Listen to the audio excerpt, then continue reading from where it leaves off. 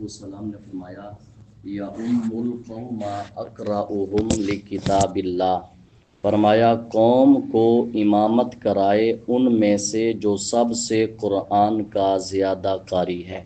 رب کے قرآن کا جو سب سے بڑا قاری ہے، فرمایا وہ قوم کو امامت کروائے۔ یہ حدیث پاک ہے۔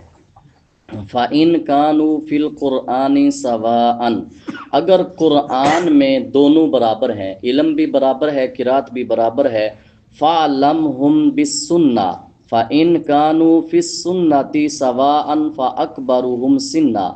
پہلا یہ ہے کہ جو قرآن کا سب سے زیادہ قاری ہے، امامت کا سب سے زیادہ حقدار وہ ہے۔ اگر قرآن کے علم میں برابر ہیں، فرمایا پھر دیکھو جس کو حدیث کا علم زیادہ ہے وہ امامت کا زیادہ حقدار ہے۔ فرمایا اگر سنت پر عمل کرنے میں اور سنت کو جاننے میں بھی برابر ہیں، فَأَكْبَرُهُمْ سِنًّا، اب عمر کے لحاظ سے جو بڑا ہے وہ امامت کا زیادہ حقدار ہے، چونکہ جس کی عمر لمبی ہے، نیک عمل زیادہ ہیں اور خوف خدا زیادہ ہے، تجربہ اس کا زیادہ ہے، لہٰذا وہ مصلی پہ کھڑا ہو کے قوم کو امامت کروائے۔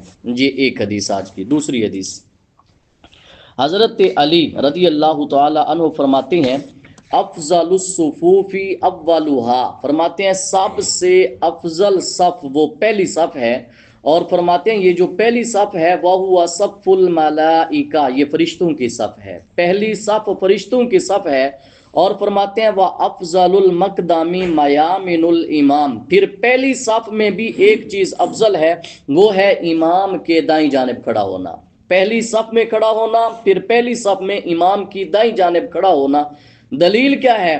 کہتے ہیں وقال رسول اللہ صلی اللہ علیہ وسلم، حضرت علی فرماتے ہیں آقا علیہ الصلوۃ والسلام نے فرمایا اذا قمتم الی الصلاۃ فاقیموا صفوفکم، فرمایا جب بھی نماز کی طرف کھڑے ہویا کرو تو اپنی صفیں سیدھی کر لیا کرو، والزموا عواتقکم، کندھے سے کندھا ملا لیا کرو، ولا تدعوا خللا، درمیان میں خالی جگہ نہ چھوڑا کرو، جب بھی صفیں سیدھی کیا کرو درمیان میں خالی جگہ نہ چھوڑا کرو۔ وجہ کیا ہے؟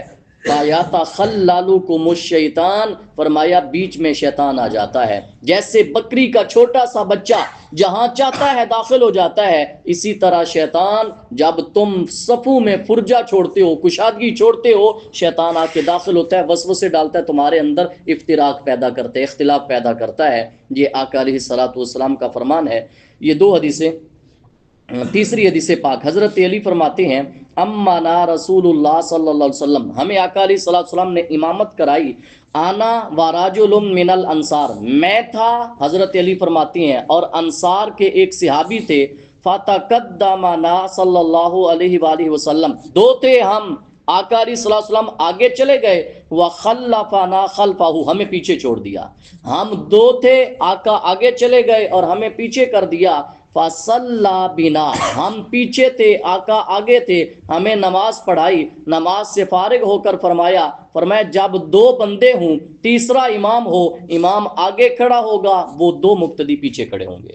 یہ آقا علیہ الصلوۃ والسلام نے حدیث سے ترغیب دی ہے، جب دو مقتدی ہوں تو اب نہ دائیں کھڑے ہونا ہے نہ بائیں کھڑے ہونا ہے، امام کے پیچھے، امام آگے ہوگا اور مقتدی ایک دوسرے کے دائیں بائیں ہوں گے۔ یہ حدیث پاک ہے۔ اور چوتھی حدیث پاک، اب جماعت ہو رہی تھی، جماعت ہوتے ہوتے ایک شخص آخر میں آیا اور دیکھا کہ صفوں میں جگہ بھی باقی تھی، لیکن اس نے آ کر اکیلے پچھلی صف بنا لی، ایک ہی شخص نے اکیلے ایک صف بنا دی۔ اس کا حکم سنیں، آقا علیہ الصلوۃ والسلام نے نماز پڑھی، فلما انصرف رسول اللہ صلی اللہ علیہ وسلم، جب آقا علیہ الصلوۃ والسلام نماز سے فارغ ہوئے، ایک صحابی کو بلا کر فرمایا ہاکذا صلیت وحدک لیس معک احد، تو اکیلا ہی ایک صف میں کھڑا ہو گیا، تیرے ساتھ اور کوئی نہیں تھا؟ عرض کرتے ہیں نعم، ہاں یا رسول اللہ میرے ساتھ اور کوئی نہیں تھا۔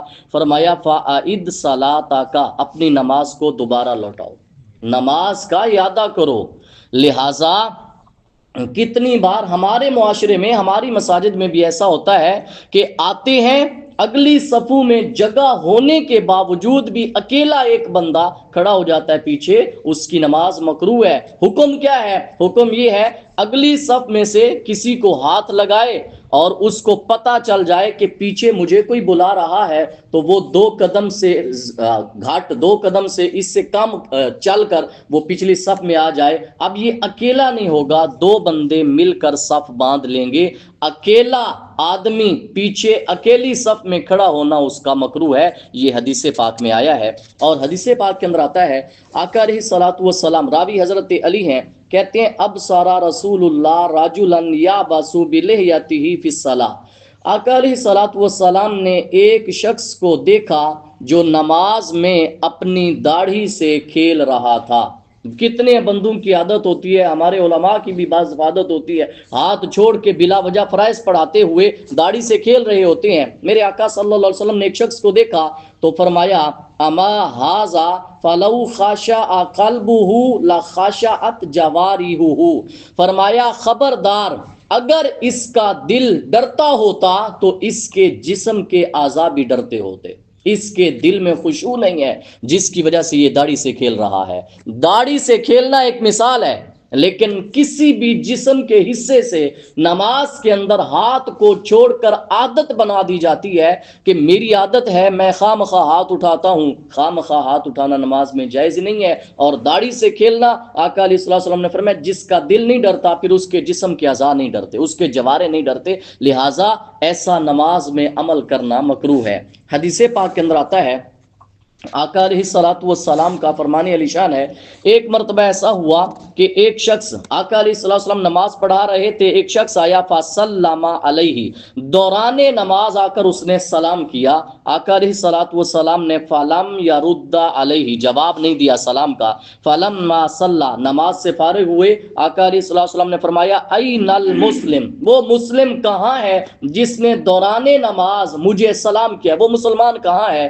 صحابہ نے عرض کی یا رسول اللہ یہ ہے. وہ خود کھڑا، اس نے کہا انی کنت فی الصلاۃ وانہ اتانی جبرائیل. آقا علیہ السلام نے اسے فرمایا میں نماز میں تھا، جبریل میرے پاس آئے ہیں اور آ کر عرض کی انہا امتک ان یردوا السلام وہم فی الصلاۃ، اپنی امت کو منع فرما دیں آج کے بعد سلام کا جواب نہیں دینا جب وہ نماز میں ہو.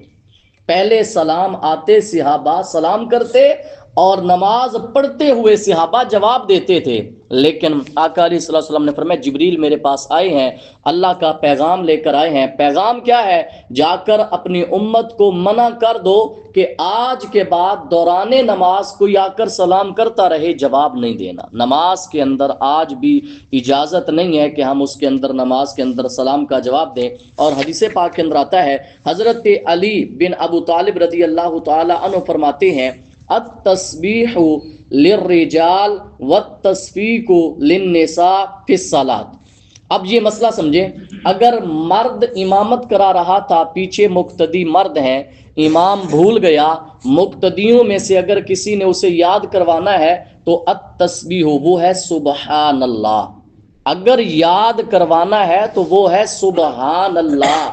جو حدیث میں آیا ہے وہ تسبیح آئی ہے، تکبیر نہیں آئی.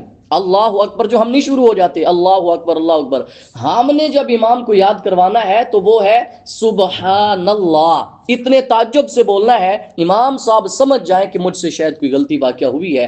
اگر عورتوں کی جماعت ہو رہی ہے، امام بھی عورت ہے، پیچھے عورتیں ہیں، اگر عورتیں بھول گئیں، ان کی جو عورتوں کی امام تھی بھول جائے تو عورتیں سبحان اللہ نہیں کہہ سکتی. عورتوں نے ہاتھ باندھے ہوتے ہیں نا، عورتوں نے صرف ایسے کرنا ہے، تھوڑا سا زور سے مارنا ہے. تسبیح کسے کہتے ہیں؟ ہاتھ دوسرے ہاتھ پہ مارنا ہے تاکہ عورت کو پتہ چل جائے مجھ سے غلطی ہوئی ہے، وہ اپنی غلطی سدھار لے. مرد کے لیے ہے تسبیح اور عورت کے لیے ہے تصفیق. نماز میں تصفیق کیا ہے؟ ایک ہاتھ کو دوسرے ہاتھ پر مارنا. دعا ہے اللہ تبارک و تعالی ہم سب کو ملک کی توفیق عطا فرمائے.